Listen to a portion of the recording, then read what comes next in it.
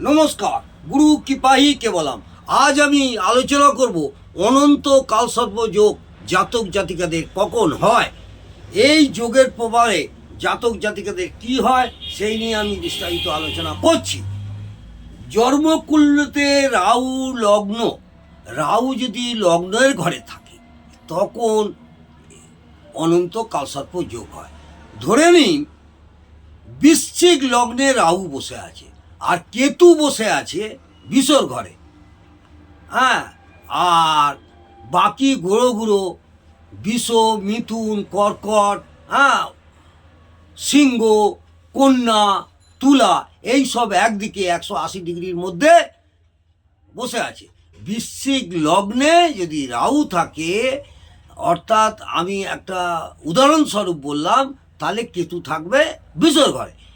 এই সব জাতক জাতিকাদের অনন্ত কালসর্প যোগ বলে আমরা ধরি, বা জ্যোতিষশাস্ত্রে বলাও হয়ে থাকে। অনন্ত কালসর্প যোগ, পূর্ণ অনন্ত কালসর্প যোগ প্রথমেই শুরু হবে লগ্নে রাহু। এই লগ্নে রাহু থাকলে কালসর্প যে যোগ হলো, এই সব জাতক জাতিকাদের কি ক্ষতি হয়? এই সব জাতক জাতিকাদের মানসিক অশান্তি সবসময় লেগেই থাকে, অস্থিরতা থাকে, অস্থিরতার প্রবৃত্তি গ্রাস করে। এরা দুষ্টু বুদ্ধিও থাকে। এই সব জাতক জাতিকাদের দুষ্টু বুদ্ধি, হ্যাঁ, কপটি, মিথ্যাভাষী এবং লম্পটও হয়।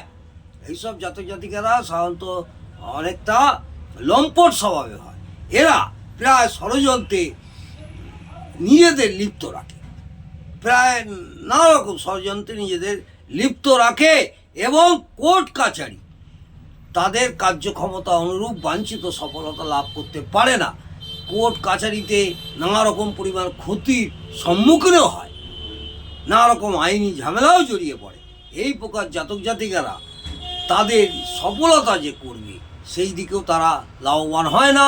নানা রকম অশান্তি ঝামেলার মধ্যেই সবসময় একটা জড়িয়ে থাকে এই সব জাতক জাতিকারা। অর্থাৎ অনন্ত কালসর্প যোগ হওয়ার ফলে এরা পরিশ্রম করে, পরিশ্রমের ফল নিজে না পেয়ে অন্য লোকের সেই ফল হয়। অনন্ত কালসর্প যোগের জাতক জাতিকাদের ধর্ম ঈশ্বরের প্রতি মতি থাকে না, বা ঈশ্বরের বিশ্বাসও থাকে না। আস্তে আস্তে ঈশ্বরের প্রতি বিশ্বাস ভেঙে যায়। এই সব জাতক জাতিকাদের নিজেদের সমাজের কাছে প্রতিষ্ঠিত করার জন্যে যথেষ্ট সংঘর্ষ করতে হয় এবং আপ্রাণ চেষ্টা করতে হয়, কিন্তু প্রতিষ্ঠিত পায় না।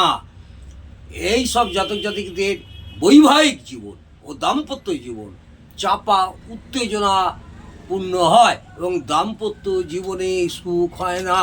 নানা রকম পারিবারিক অশান্তির মধ্যে এদের দিন অতিবাহিত করতে হয় এবং খুব কষ্টদায়ক জীবনযাপন করতে হয়। আজকে আমি অনন্ত কালসর্প যোগের অনিষ্ট প্রভাব থেকে বাঁচার কয়েকটি উপায় বলবো, মন দিয়ে শুনুন। অনন্ত কালসর্প যোগের দ্বারা প্রভাবিত জাতক জাতিকাদের প্রতিদিন 108 বার কম করে স্নান করে শুদ্ধ বস্ত্রে মহামৃত্যুঞ্জয় মন্ত্র পাঠ করতে হবে। এই মহামৃত্যুঞ্জয় পাঠ করলে অনেকটাই আপনারা আশানুরূপ ফল পাবেন। এছাড়া ভগবান শিবকে শ্রদ্ধা ভক্তি ভরে ওম নমঃ শিবায় বলে প্রতিদিন পাঠ করলে যথোচিত লাভ মিলবে।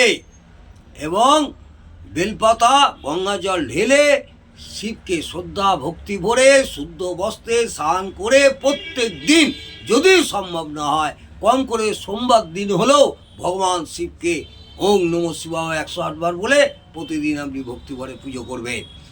প্রতিদিন কালো হকিকের 1 মালা রাহুর মন্ত্র জপ করবেন। কালো হকিক এর মালা দোকানে কিনতে পাওয়া যায়। সেই হকিকের মালা, যেটাকে আমরা ফকিরি মালা বলি, এই হকিকের মালা কালো রঙের করে রাহুর মন্ত্র 108 বার জপ করবেন, তাতেও অনেকটা আশানুরূপ ফল পাবেন। প্রতি বছর নাগ